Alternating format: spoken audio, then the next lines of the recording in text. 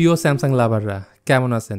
Samsung কিন্তু ইতিমধ্যে global এবং ইন্ডিয়ান মার্কেটে লঞ্চ করে দিয়েছে তাদের এ সিরিজের মারাত্মক দুটি স্মার্টফোন, যার একটি হচ্ছে Samsung Galaxy A36, অপরটা Galaxy A56। মোটামুটি মিড রেঞ্জ সেগমেন্টে এই দুটো ফোনকে কিং বলা হচ্ছে।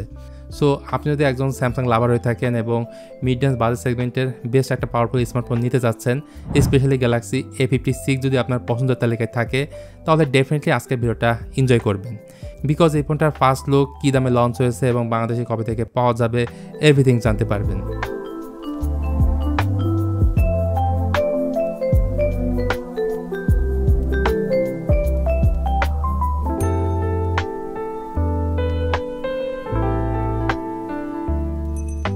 তো প্রথমে ফোনটার ডিজাইন এবং বিল কোয়ালিটির কথা বলতে গেলে, ফোনটার ডিজাইন অনেকটাই সুন্দর করা হয়েছে এবং উপরে ট্রিপল ক্যামেরা সেটআপ দেওয়া হয়েছে। অনেকদিন পরে স্যামসাং তাদের ক্যামেরা বাম্পে বিশাল একটা পরিবর্তন এনেছে, যেটা দেখতে অনেকটা কিন্তু সনি এক্সপিরিয়ার মতো।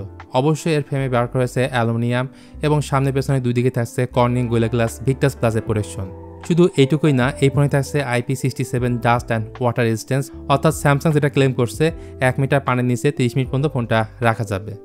ফোনটার থিকনেস হচ্ছে 7.4 মিলিমিটার এবং ওজন হচ্ছে 197 গ্রাম। ফোনটি 4টি কালার ভেরিয়েন্টে অ্যাভেলেবেল পেয়ে যাবেন: গ্রাফাইট, লাইট গ্রে, অলিভ এবং পিঙ্ক। ফোনটিতে সব ধরনের পোর্টস অ্যান্ড বাটনস ব্যবহার করা হয়েছে এবং সিকিউরিটির জন্য ব্যবহার করা হয়েছে ইন ডিসপ্লে ফিঙ্গারপ্রিন্ট স্ক্যানার, যেটা অ্যাকুরেসির দিক থেকে আল্ট্রাসনিককে বিট না করতে পারলেও স্পিডের দিক থেকে ভালোই ফাস্ট আছে।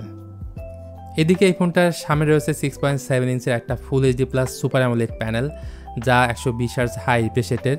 এছাড়া এতে HDR10+ সাপোর্ট রয়েছে। আর 1200 পিক ব্রাইটনেস ব্যবহার করার ফলে ইনডোরের পাশাপাশি আউটডোর এটার ব্রাইটনেস যথেষ্ট ব্রাইট থাকে। চিন বেজেল সেটা অলমোস্ট ন্যারো বেজেললেস। একই সাথে এটা যেহেতু LTPO প্যানেল না, তাই ফ্ল্যাগশিপ ফোনের মতো এই রিফ্রেশ রেট কিন্তু 1 হার্জে নামতে পারে না। এটি 60 হার্জ থেকে 120 হার্জ পর্যন্ত আর কি ওঠানামা করে। ফোনটিকে আনলক করার জন্য থাকছে ইন ডিসপ্লে ফিঙ্গারপ্রিন্ট স্ক্যানার এবং ডিসপ্লে প্রোটেকশন হিসেবে থাকছে Corning gorilla glass Victus plus. তবে এই ফোনের আর একটা গুরুত্বপূর্ণ পার্ট হচ্ছে পারফরমেন্স।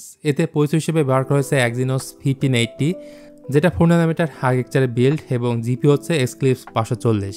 এটা থেকে এনার্জি এফিসিয়েন্সি অনেকটা বেটার পাওয়া যায় এবং হিটিং ইস্যু অনেকটা রিডিউস করা হয়েছে। এতে 15% লার্জার ভেপার চেম্বার দেওয়া আছে, যেটা লাস্ট ইয়ার S24 প্লাসেও ব্যবহার করা হয়েছিল। আন্ত স্কোরও এই ফোনটার খারাপ না, 8 লাখের উপরেই পাওয়া গেছে এই স্কোর, যেটা মিড রেঞ্জ ফোনের জন্য একদমই ঠিক আছে। আর Exynos 1580 চিপসেটটি ব্যবহার করার ফলে আপনারা যারা হাই গ্রাফিক্সে যে গেমগুলো রয়েছে সেগুলো খুব ভালো মতো খেলতে পারবেন। ফোনটা 3টা র্যাম রম ভেরিয়েন্টে পেয়ে যাবেন: 8GB RAM, 128GB storage, 8GB RAM, 256GB storage এবং 12GB র্যাম, 256GB স্টোরেজ। এদের ইন্ডিয়ান দাম যথাক্রমে 41,999, 40,999 এবং 47,999 রুপি। র্যামের টাইপ হচ্ছে LPDDR5 এবং স্টোরেজ টাইপ হচ্ছে UFS 3.1। এই ফোনে যে জিনিসটা আমার কাছে সবথেকে বেশি ভালো লেগেছে সেটা S24 আর্টেতেও দেওয়া হয়নি। এই ফোনে আউট অফ দ্য বক্স থাকছে One UI 7, যা বেস্ট লেটেস্ট অ্যান্ড্রয়েড 15-এ। এই ফোনটার মধ্যে 6টা মেজর অ্যান্ড্রয়েড ট্যাবলেট এবং 6টা সিকিউরিটি ট্যাবলেট পাওয়া যাবে, যেটা স্যামসাং ইউজারদেরকে অনেক বাড়তি সুবিধা দেবে। আর ভালো বিষয় হলো গ্যালাক্সি AI সব ফিচারই আপনারা এই ফোনে পেয়ে যাবেন। তো এবারে ক্যামেরা সেটআপের কথা বলতে গেলে, প্রথমে বলেছি এই ফোনের রিয়ার প্যানেলে পেয়ে যাবেন ট্রিপল ক্যামেরা সেটআপ। এর মধ্যে রয়েছে 50 মেগাপিক্সেলের মেইন ক্যামেরা, এরপর 12 মেগাপিক্সেলের আল্ট্রা ওয়াইড ক্যামেরা এবং 5 মেগাপিক্সেলের একটা ম্যাক্রো ক্যামেরা আছে। আর সামনের দিকে পেয়ে যাবেন 12 মেগাপিক্সেলের একটা সেলফি ক্যামেরা। ক্যামেরাতে এআই অনেকগুলো ফিচার যুক্ত করা হয়েছে, চাইলে আনওয়ান্টেড সাবজেক্ট সহজে রিমুভ করতে পারবেন। ভিডিও ক্ষেত্রে এই ফোনটার মেইন ক্যামেরা এবং ফ্রন্ট ক্যামেরাতে ভিডিও শ্যুট করা যাবে 4K 30fps এর পাশাপাশি 1080p 60fps-এ। আর জাইরো EIS এবং OIS এর সুবিধা থাকায় ভিডিও ফুটেজ পাবেন আউটস্ট্যান্ডিং। যদি ফটো কোয়ালিটি আপনারা দেখেন তাহলে নিজে জাজ করতে পারবেন এই ফোনটার ক্যামেরা সেটআপ আসলে কেমন।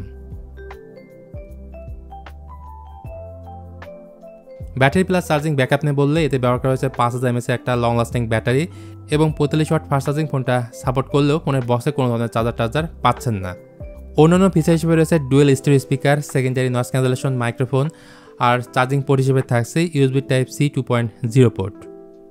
তো বাংলাদেশ থেকে যারা এই ফোনটা কেনার কথা চিন্তা করছেন তারা SMS গ্যারেটের সাথে কন্ট্যাক্ট করতে পারেন। তাদের সাথে কন্ট্যাক্ট করার যাবতীয় ইনফরমেশন থাকলো ভিডিও ডেসক্রিপশনে। তো আজকের ভিডিওটা তাহলে এই পর্যন্তই। ভিডিওটি ভালো লেগে থাকলে ভিডিওতে একটা লাইক করে চ্যানেলটা সাবস্ক্রাইব করে পাশেই থাকবেন। সবাই ভালো থাকবেন। আল্লাহ হাফেজ।